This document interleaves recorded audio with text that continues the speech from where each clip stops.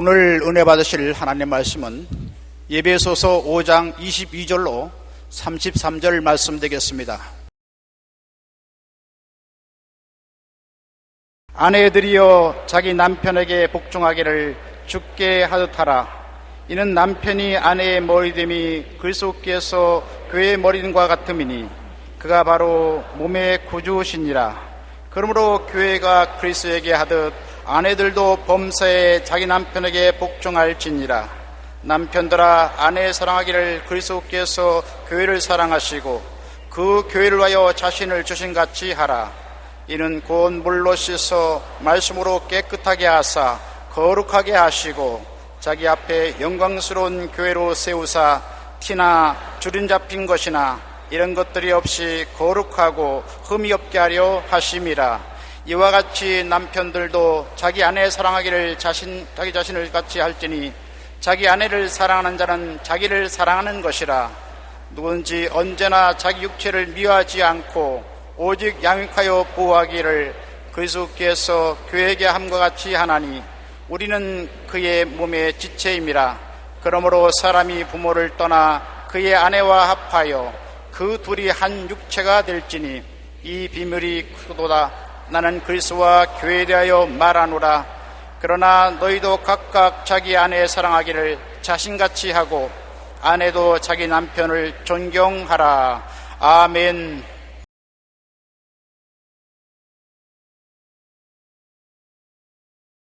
행복한 가정을 위한 노력이라는 제목으로 은혜를 나누겠습니다. 가정이란 부모와 자녀들이 함께 혈연으로 뭉친 모임입니다. 그 때문에 그 어떤 단체보다 친밀하고 따뜻하고 사랑이 있는 곳이 가정입니다. 그런 가정이 오늘에 와서는 너무나 쉽게 무너지고 해체되고 있습니다. 왜 그럴까요? 미국 뉴욕항에서 대통령과 국무위원을 포함한 수많은 사람이 도열하여 누군가를 기다리고 있었습니다. 드디어 근사한 군함 한 대가 도착했고 군악대의 연주와 예포가 울려 퍼졌습니다. 그런데 배에서 항구의 유해가 내려졌습니다. 그 유해는 위대한 정치가도 전쟁에서 형력한 공을 세운 장군도 아니었었습니다. 평범한 시민으로 단지 그가 작사한 한국의 노래 때문에 이처럼 엄청난 예우를 받고 있는 것이었습니다. 그는 존 하워드 페인으로 홈 스위트 홈의 작사였고 그 노래는 우리도 잘 아는 노래입니다. 즐거운 곳에서는 나로라 하여도 내 쉴 곳은 작은 집 내 집뿐이고 꽃피고 세우는 집 내 집뿐이라는 이 노래를 작사한 시인인 것입니다. 유해 앞에서 미국 대통령은 이렇게 말했습니다. 그는 이 땅에서 무엇이 가장 소중한 것인지, 이 땅에서 지내는 일들 가운데 무엇이 가장 가치 있는 일인지를 우리에게 가르쳐 주었다고 말하는 것입니다. 여러분, 그것이 무엇일까요? 스위트 홈, 바로 달콤한 가정인 것입니다. 그런데 가정이 오늘에 와서는 너무나 쉽게 무너지고 해체되고 있습니다. 이것이 우리들의 슬픔이요 비극인 것입니다. 부부란 무엇입니까? 오늘날 사람들은 생각하기를 부부란 동물적인 결합 이상을 생각하지 않고 있는 경향이 있습니다. 동물의 짝짓기는 종의 번식을 위한 것이지만 우리 인간은 후손의 번식을 위해서만이 결혼을 하고 부부가 되는 것은 아닙니다. 인간의 결혼은 하나님이 친히 정하신 것입니다. 하나님께서 창세기 2장 18절에 야훼 하나님이 이르시되 사람이 혼자 사는 것이 좋지 아니하니 내가 그를 위하여 돕는 배필을 지으리라 하시니라. 혼자 사는 것, 고독하게 사는 것이 하나님 보시기에 좋지 않으니까 돕는 배필을 지어 영혼 육이 하나가 되어 친밀한 동반자가 되고 친구가 되는 삶을 살기 위해서 주님께서는 부부를 만들었다고 말한 것입니다. 단지 자손을 낳기 위한 남녀의 결합으로 부부를 만들었다고 말씀하지 않고 있는 것입니다. 사회 비평가인 존 러스키는 이렇게 말했습니다. 인류 역사는 세계의 역사가 아니라 가정의 역사이다. 한 나라의 수준은 그 나라의 가정 수준 이상으로 올라갈 수 없고 한 나라의 생존은 가정의 생존 여부에 달려있다. 아리스토텔레스는 가정은 국가의 근본 세포를 형성한다고 했는데 이는 건강한 행복한 가정이 많아야 건강한 국가가 되기 때문인 것입니다. 가정이 이처럼 중요한 것은 하나님의 뜻이기 때문입니다. 인간은 결혼을 해서 가정을 세우고 그 가정의 화합을 통해서 하나님을 경배하고 예배드릴 수 있기 때문인 것입니다. 하나님께서는 한 사람만 사는 것이 좋지 않다고 했습니다. 결혼해서 부부가 함께 연합해서 동거하고 하나님을 경배하며 자손을 기르고 하나님께 영광을 돌리는 삶을 원하시는 것입니다. 결혼이라는 것은 여러분 단지 인생을 살면서 살을 나눈 것이 아닌 뼈를 나눈 관계인 것입니다. 사람을 지었을 때는 그냥 흙으로 지어서 부부를 만든 것은 아닙니다. 남자를 짓고 난 다음 하나님께서 남자의 옆구리 뼈를 취해서 여자를 지었다고 하는 것입니다. 뼈를 지었다는 것은 여러분 의미가 심장합니다. 미국의 초대 대통령이었던 제퍼슨이 얼마나 훌륭하고 위대합니까? 그 자손들은 매년마다 그 조상을 기리는 모임을 가지는데 얼토당토하게 흑인 제퍼슨들이 나와서 우리도 동참을 해야 된다고 했습니다. 그래서 제퍼슨은 백인인데 백인 대통령을 지낸 우리 조상인데 왜 흑인이 제퍼슨이라는 이름을 가지고 여기에 참여하냐고 굉장한 문제가 생겼습니다. 안 된다 된다. 그런데 흑인들이 법정에 고소를 해서 DNA 검사를 했습니다. 이미 그 무덤에 살은 다 썩어버리고 뼈만 남았는데 뼈 조각을 뜯어서 DNA 검사를 해보니까 흑인 제퍼슨하고 DNA가 꼭 같습니다. 이게 웬일인가? 제퍼슨 대통령이 부인이 돌아가시고 혼자 생활할 때 가정부로 도와줬던 흑인 부인하고 관계가 몰래 있었던 것입니다. 그 부인이 집을 떠나서 아기를 낳아서 이름을 제퍼슨이라고 지어줬는데 그 후손들이 번창한 것입니다. 그런데 살은 썩어서 알 수가 없지만은 남은 뼈 조각한 DNA를 조사해 보니까 틀림없이 조상의 제퍼슨이라는 것이 발견이 되어서 별도리 없이 흑인 후손과 백인 후손이 함께 기념 예식을 가질 수 있도록 되었다고 한 기록을 읽어보는 것입니다. 여러분, 하나님께서 살점을 뜯어서 아내를 만들었으면 시간이 흐르면 살은 늙어지고 사라지고 썩어져 버리면 없어질 수 있지 않습니까? 그런데 아담의 옆구리 뼈를 취해가지고서 하와를 만들었다는 것은 의미심장한 것입니다. 뼈는 그렇게 쉽게 썩지 않습니다. 오래오래 계속하는 것입니다. 그러므로 부부의 관계는 만났다가 헤어지고 헤어졌다가 만나고 하는 그런 관계가 아니라 오래오래 계속하는 반영구적인 관계라는 것을 보여주는 것입니다. 이 땅에 사는 동안은 죽을 때까지 함께 살라 그 말인 것입니다. 뚱뚱해질 때도 살고 빼빼해질 때도 살고. 왜냐? 몸은 뚱뚱해지고 빼빼해질 수 있지만 뼈는 그대로 남아있는 것입니다. 부부는 뼈를 나누는 것이지 살을 나누는 것이 아니기 때문에 뼈 조각이 사라지지 않은 것처럼 함께 이 세상에 살 동안에 살아라고 말씀하고 있는 것입니다. 그러므로 부부의 관계는 이 세상에 살아있는 동안에는 사라지지 않은 관계, 헤어지지 않은 관계가 바로 부부의 관계로서 하나님이 맺어준 것입니다.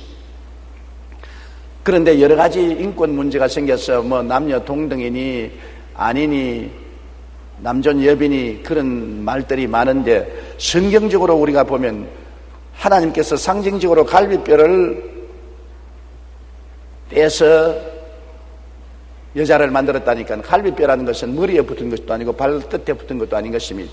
하나님이 여자를 만들 때 남자의 머리뼈를 취해서 만들었다면 여자는 남자보다 높습니다. 하나님이 남자의 발 뒤꿈치 뼈를 취해가지고서 여자를 만들었다면 여자는 남자 발에 밟혀야 될 낮은 존재인 것입니다. 그러나 옆구리 뼈는 동등한 것입니다.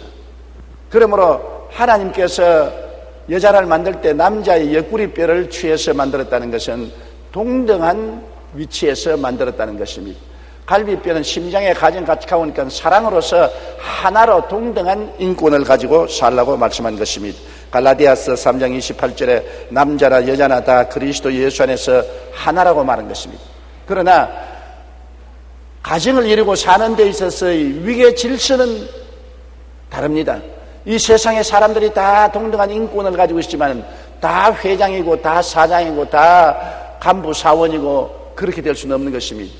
다 같은 인권을 가지고 있지만은 그러나 인생이 살아가는 데 있어서의 직분은 차이가 있는 것입니다. 가정에도 남편과 아내가 수평적인 동등한 인권을 가지고 있지만은 남편과 아내라는 직분상의 위계는 있는 것입니다. 그것은 머리와 몸의 관계라고 성경은 말하고 있습니다. 여러분, 아내들이여 자기 남편에게 복종하기를 주께 하더라. 이런 남편이 아내의 머리됨이 그리스도께서 교회의 머리됨과 같으니 그가 바로 몸의 구주시니라. 그러므로 교회가 그리스도에게 하듯 아내들도 범사에 자기 남편에게 복종할지라. 이 말은 인권의 문제가 아닌 것입니다. 가정에서 지위의 문제인 것입니다. 남편과 아내와 합쳐서 가정을 만들어 가는데 둘이가 다 지도자가 될 수 없으니까 남편은 앞에서 끌어주고 아내는 뒤에서 밀어주고, 남편은 리더가 되고 아내는 따라가는 사람이 되고, 이러한 가정에서의 협동관계를 말한 것입니다. 이 성경을 보고 여자는 남자보다 우월하지 못하다, 남자가 여자를 다스려야 된다, 그렇게 생각하면 잘못인 것입니다. 서로 협동의 관계 속에서 남편은 머리가 되고 아내는 몸이 되는 것입니다. 머리와 몸이 서로 싸우는 거 보았습니까? 머리 없는 몸은 갈 바를 알지 못하고 몸 없는 머리는 아무 소용이 없는 것입니다. 머리와 몸은 똑같은 하나이지만은 그 직분상 머리는 몸을 돌보고 양육하고 이끌어가고 몸은 머리를 받들고 따라가는 그런 직분이지, 머리와 몸이 분리되어서 따로따로 서로 관계 싸움을 하면 큰일 나지 않습니까? 그와 같이 남편은 가정에 있어서의 머리가 되는 것입니다. 머리는 몸을 이끌고 가며 몸의 안전과 평안을 위한 전체적인 책임을 지는 것입니다. 남편의 책임은 굉장합니다. 한 가정의 머리가 되어서 온 가정의 평안과 안정을 위해서 전적 책임을 져야 되는 것입니다. 그리고 몸은 머리의 인도와 결정에 절대 복종하지, 몸이 머리의 명령에 복종하지 아니한 사람은 중풍병에 걸렸거나 파킨슨 병에 걸린 사람인 것입니다. 중풍이 걸린 사람은 머리가 아무리 바로 걸으라 해도 바로 걷지 못하고 덜덜덜 떨지 않습니까? 파킨슨이 걸려도 몸이 떨고 머리에 식은대로 안 한 것입니다. 병들지 않은 가정은 남편이 가정을 이끌어 나가고 아내는 받들고 따라가는 가정이 건전한 가정인 것입니다. 병든 가정은 남편대로 아내대로 서로 따로따로 놀고 서로 시기, 분노, 질투하고 싸우는 것입니다. 유대인의 격언에는 이런 말이 있습니다. 남자를 늙게 하는 4가지 사건이 있는데 불안과 노여움, 자식, 악처가 남자를 늙게 하는데 그 중에 제일 늙게 하는 것이 악처라고 말했습니다. 탈무드에는 세상에서 가장 행복한 사람은 누구인가? 그는 순종하는 아내를 얻은 남자가 가장 행복한 사람이라고 말한 것입니다. 남편은 아내를 자기 몸처럼 사랑하고 몸인 아내는 머리인 남편의 인도와 결정에 절대 복종하고 나아가면 그 부부는 행복할 수밖에 없습니다. 이것이 성경적인 부부관계인 것입니다. 성경적인 부부관계는 사랑과 복종의 관계이지 폭력의 관계가 아닌 것입니다. 사랑을 하면은 따라오게 돼 있지요. 머리가 몸을 사랑해서 몸을 잘 돌보면 몸은 머리를 따라가는 것입니다. 남편이 아내를 사랑하고 잘 돌봐주면 아내는 남편을 따라가고 복종하고 잘 섬기게 되는 것입니다. 사랑이 복종을 가져오는 것입니다. 에베소 5장 25절에 있는 말씀대로 남편들아 아내 사랑하기를 그리스도께서 교회를 사랑하시고 그 교회를 위하여 자신을 주심같이 하라. 우리가 왜 예수님을 위해서 목숨을 바칩니까? 예수님이 우리를 사랑하셔서 우리 대신하여 십자가를 걸머지고 몸을 찢고 피를 흘리기까지 사랑해 주셨기 때문인 것입니다. 예수님의 그 절대적인 사랑이 있기 때문에 우리는 두말하지 않고 예수님의 명령에 순종하고 따라가는 것입니다. 그와 같이 가정에도 남편이 아내를 절대적인 사랑으로 사랑하고 돌보면 아내는 남편을 순종하고 따라가게 돼 있는 것입니다. 사랑과 복종의 관계지 폭력과 복종의 관계는 아니라는 것을 우리가 알아야 되는 것입니다. 프랑스의 철학자 H.A. 테는 부부 관계를 이렇게 정의했습니다. 결혼 후 첫 일주일 동안은 서로 관찰하고 그 다음 3개월은 사랑한다. 그 다음 3년은 서로 싸우고 그 뒤 30년은 용서하면서 산다고 말한 것입니다. 결혼을 유지하는 것은 6가지인데 그중 1가지는 사랑이고 나머지 5은 신뢰라고 말한 것입니다. 사랑을 하고 그 다음에는 신뢰하고 살아가는 것입니다. 결혼이라는 것은 폭력으로서 군주로서 남편이 군림하고 아내를 노예로서 부리는 그런 관계는 절대로 아닌 것입니다. 사랑과 복종, 사랑과 성김의 관계라는 것을 알아야 되는 것입니다. 미워하면 반역을 가져오지요. 남편이 아내를 미워하는데 남편이 널 사랑할 리가 없으며 남편을 따라갈 리도 없는 것입니다. 반역을 하지요. 사랑과 복종은 서로 함수관계가 되어 있어서 사랑 많이 하면 많이 복종하고 미워하면 반역하게 되고 그렇게 되어 있는 것입니다. 잠언서 10장 12절에 미움은 다툼을 일으켜도 사랑은 모든 허물을 가리느니라고 말한 것입니다. 잠언서 17장 1절에 마른 떡 한 조각만 있고도 화목하는 것이 제육이 집에 가득하고도 다투는 것보다 낫다고 말씀하고 있는 것입니다. 지난해 한국 여성상담센터가 서울 시내 기혼 남녀 818명을 대상으로 실시한 가정폭력에 대한 설문조사 결과를 보면 남성 3명 중 1명은 부부 갈등 시에 아내에게 폭력을 사용했다고 말했습니다.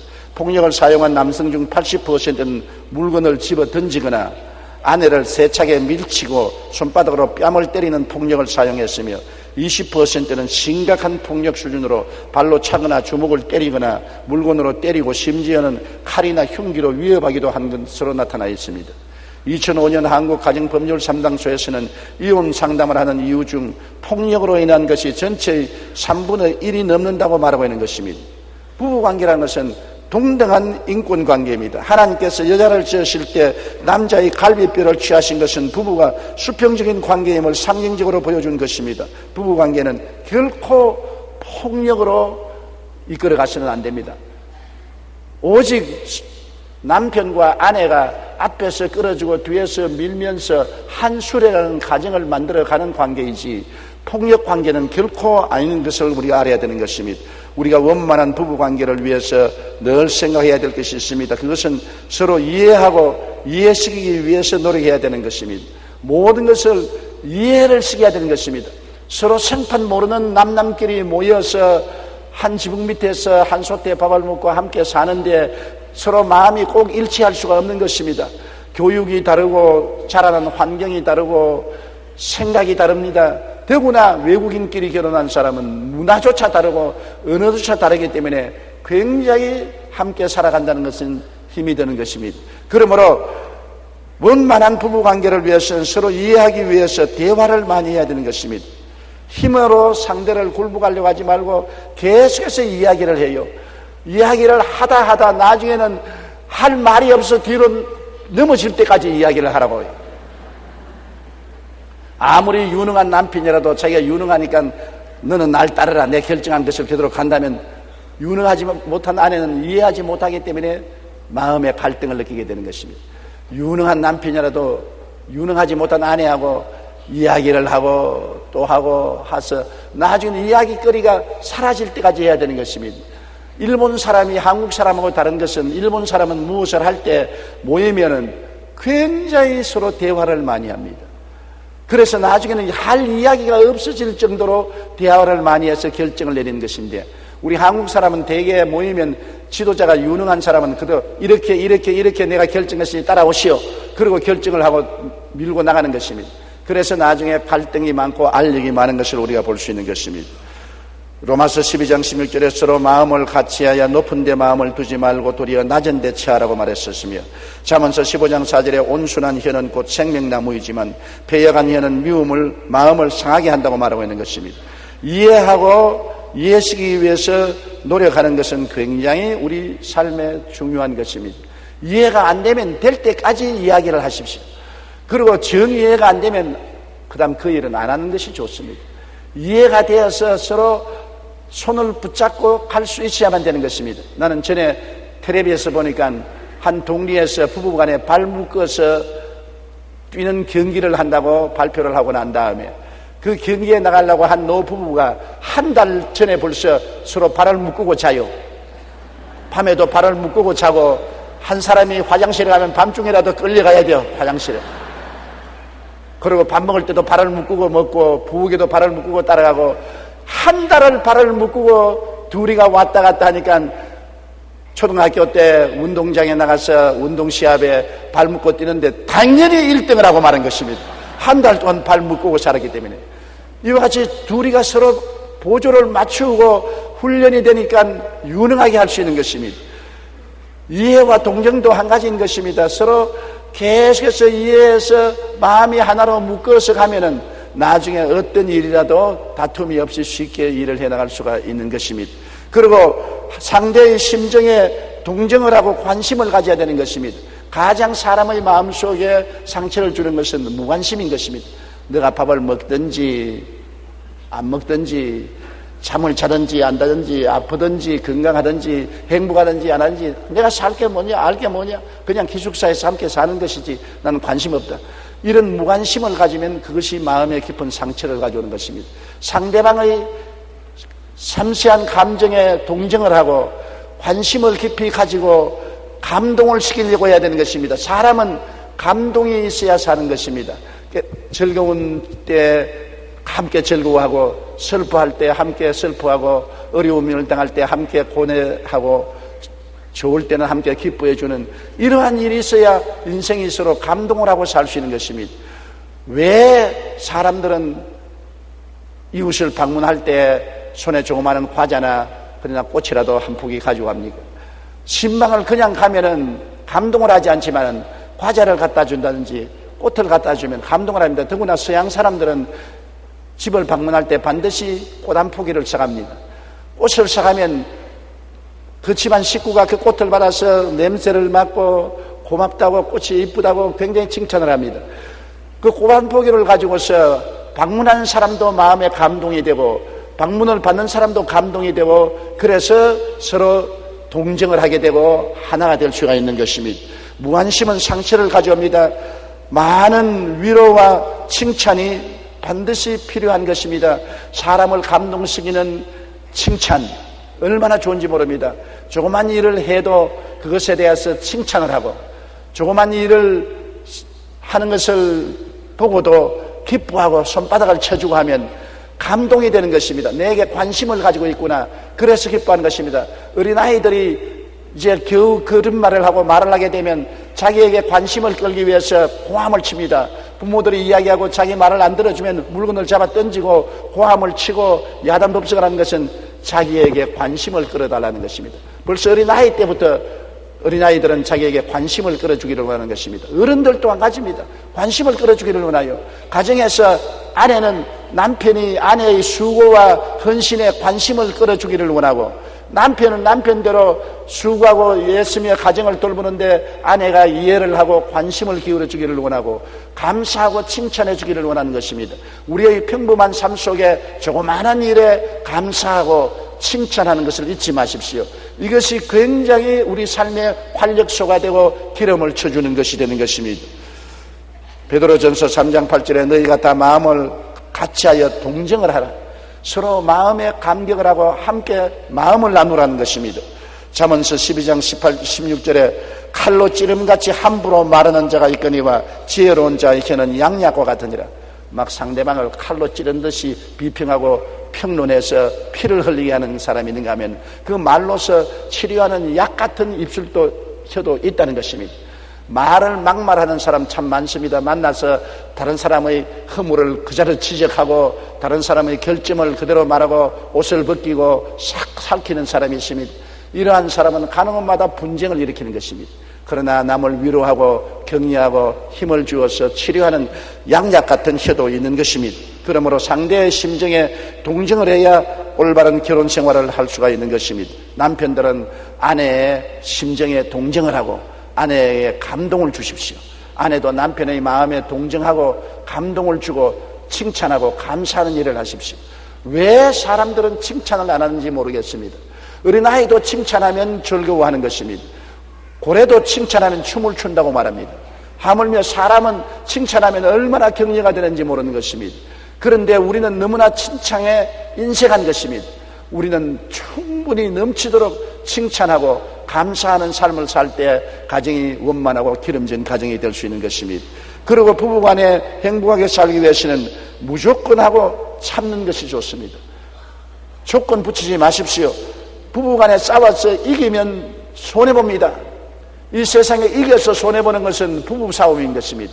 남편하고 아내하고 싸우면 그날부터 남편은 찬밥 먹을 각오를 해야 되는 것입니다.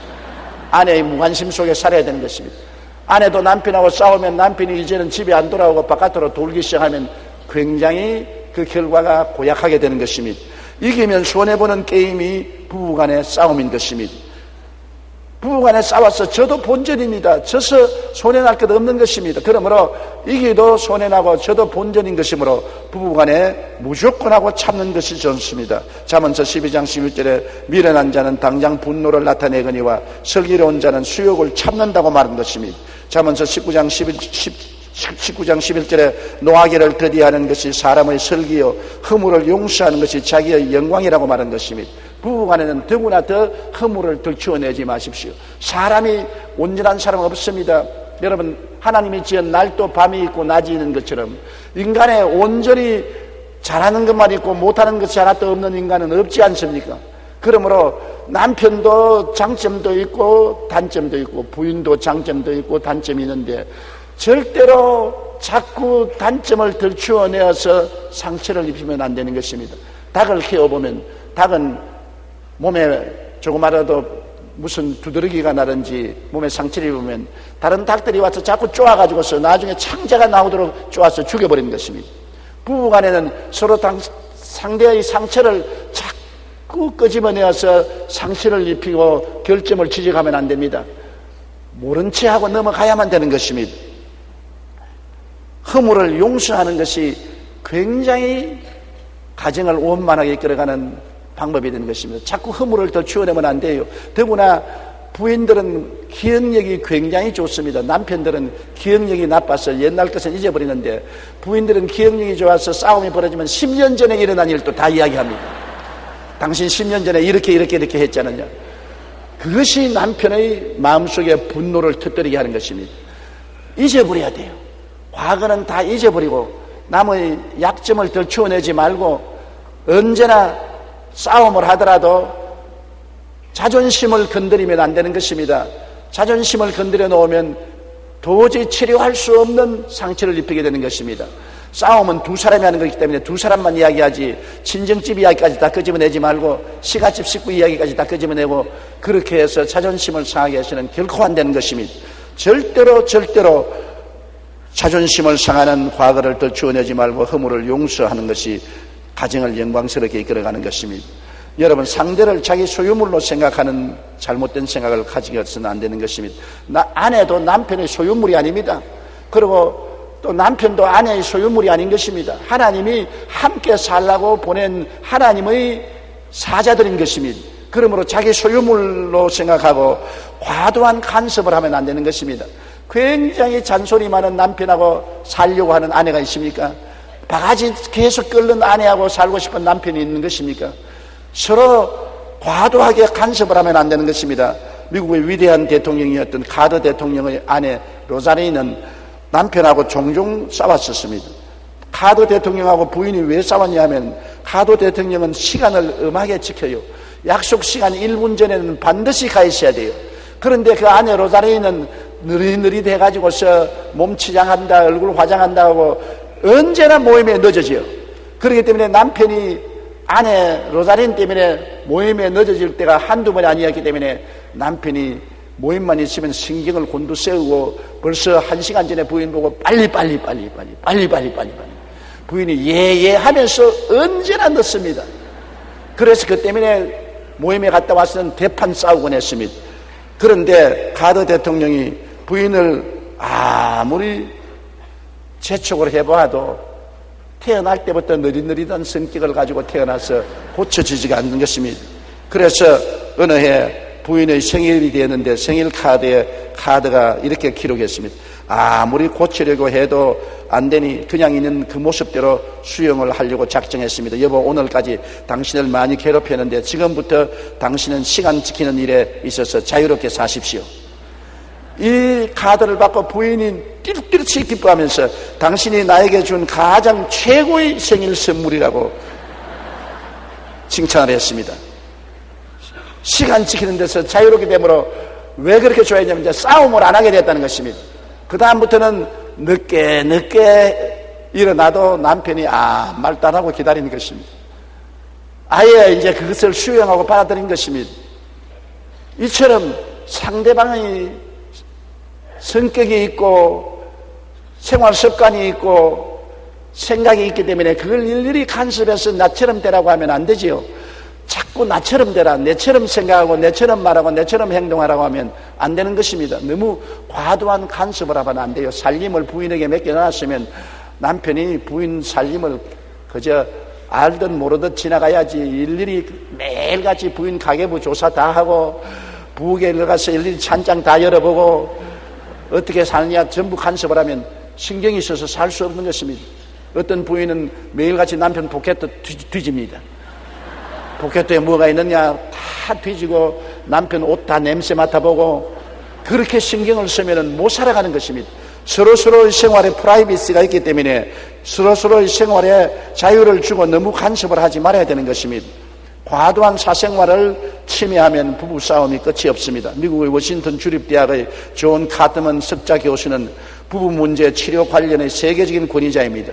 그가 35년 동안 3,000쌍을 분석한 결과 이혼에 이르는 지름길 4가지는 서로 비난하고 서로 변명하고 경멸하고 담쌓기가 이혼을 가져오는 것입니다.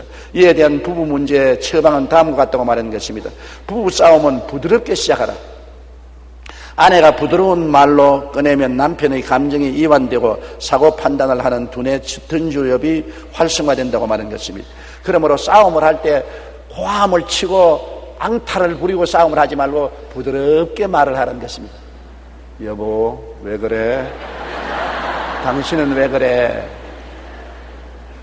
서로 톤을 낮추고 고함을 치지 않으면 부부싸움이 활성화가 되지 않는다는 것입니다. 그리고 더 이해력을 가지고 상승할 수 있다. 감정을 내어서 흥분해서 고함을 치면 이해력이 마비가 되어버리기 때문에 전혀 이해하지 않고 그냥 이기려고만 고함을 치는 것입니다. 톤을 낮추면은 이해력을 가지고서 상상할 수 있기 때문에 서로 이야기하면서 상대를 이해할 수 있고 그리고 문제가 해결될 수 있다는 것입니다. 절대로 고함 치고 싸움을 하지 말라는 것입니다. 그리고 시시비비를 너무 가리지 말라는 것입니다. 시시비비를 가리는 것보다 행복한 것이 더 중요하기 때문에 네가 옳다 내가 옳다 그래서 겨우고 이기려고 하지 말라는 것입니다. 부부간에 이기면 손해보는 것입니다. 자꾸 내가 옳다 네가 나쁘다고 자꾸 증명을 하면은 저쪽에서 점점 자기 방어를 하기 때문에 그냥 싸움이 났으면 그 문제에 대해서 한바탕 이야기하고 시시비비를 가리지 말고 그대로 덮어버려야 되는 것입니다. 그리고 감사 표시를 자주 하는 것입니다. 하루에 3분씩 3번만 감사해도 행복지수가 올라간다는 것입니다. 하루에 3번만요. 부인이 남편 보고 하루 3번만 여보 감사해요. 정말 고마워요. 또 남편이 아내 보고 3번만 감사하다고 하면 그 가정의 행복지수가 올라가고 이혼하지 않는다는 것입니다. 그리고 긍정적인 것부터 말하라.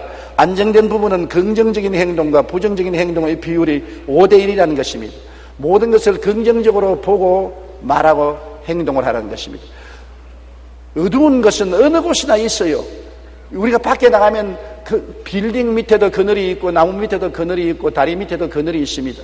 그러므로 온 세계가 그늘판이라고 하면 안 되는 것입니다. 햇빛을 찾아가면 광장에도 햇빛이 비치고 길거리에도 햇빛이 비치고 정원에도 햇빛이 비치는 것입니다.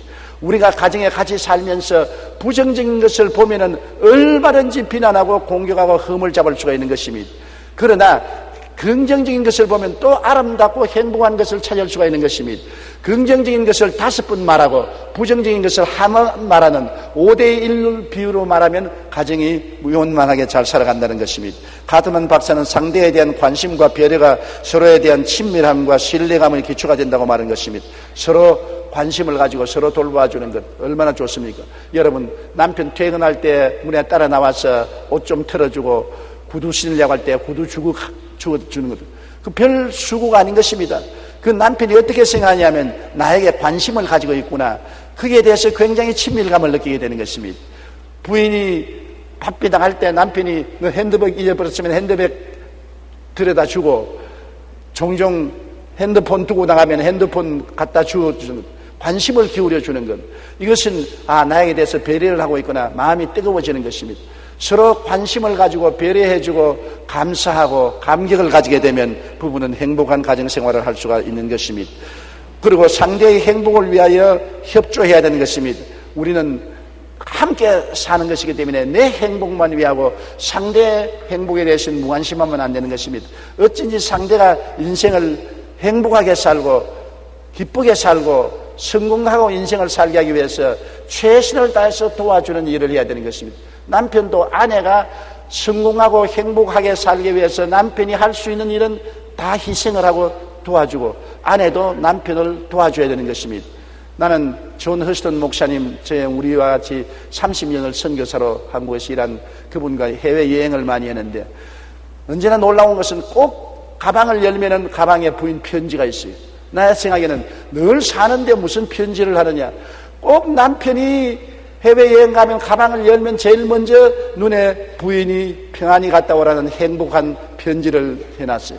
그리고 옷을 입으면 포켓도에 손을 넣으면 옷 포켓도에 부인이 적은 쪽지가 반드시 들어있어요. 당신은 어떻게 하라는 쪽지가 들어있는 것을 보고 내가 늘 웃곤 했습니다. 그런데 이와 같은 배려가 서로를 행복하기 위해서 도와주는데 굉장한 도움이 되는 것입니다. 우리가 트루먼 대통령 당시 요직을 맡고 있었던 뉴볼트 모리스가 공권력을 남용한 혐의로 신문을 받게 되었는데, 의회에 출석한 그는 자신이 중상모략을 당하고 있는 것에 매우 화가 나서 점점 음성을 높이고 손수건을 끄덕이고 주머니에 손을 넣었는데, 손수건은 안 나오고 종이 쪽지 하나가 딸려 나오거든. 그 종이 쪽지를 읽다가 그는 국회의원들 앞에서 낄낄낄 웃었습니다. 그러니까 다른 국회의원이 무엇을 보고 웃느냐고 국회에 나왔어. 그러니까 그가 말했습니다.